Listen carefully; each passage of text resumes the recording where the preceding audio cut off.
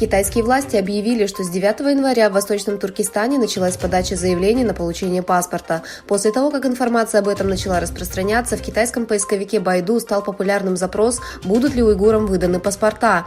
Согласно информации от Управления миграции Синьцзяня, в связи с обработкой паспортов и их общим распространением, несколько пунктов, таких как Урумчи, Артуш, Кызылсу Кыргызской области и город Карамай, были включены в пилотную зону для подачи заявлений на получение паспорта в Восточном Туркестане. Наблюдатели отметили еще одну деталь на фоне такого упрощения уйгурам процесса подачи заявлений на получение паспортов, напомнив, что люди, которые были брошены в воспитательные лагеря за то, что ранее получили паспорта, до сих пор не освобождены.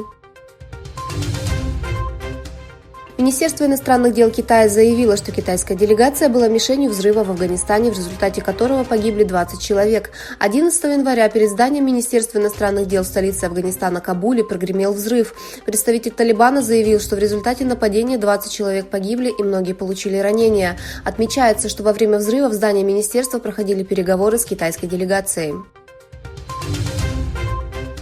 На четырехсторонней встрече министров иностранных дел и обороны США и Японии оценивали шаги, которые необходимо предпринять, чтобы выработать позицию против Китая. Министр обороны США Ллойд Остин заявил, что на любое нападение на Японию, в том числе на спорные острова Сенкаку, будет дан ответ всеми ее военными силами, включая ядерное оружие.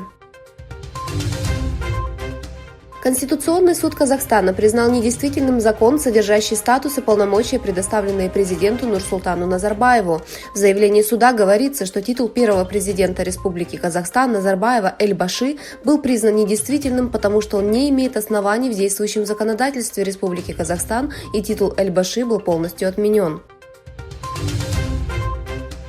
В то время как самая густонаселенная страна в мире, Китай, сталкивается с самым большим распространением коронавируса, когда-либо наблюдавшимся в одной стране. После ослабления мер COVID-19 в конце 2022 года прогнозируется, что в зимние месяцы заразится более 1 миллиарда человек.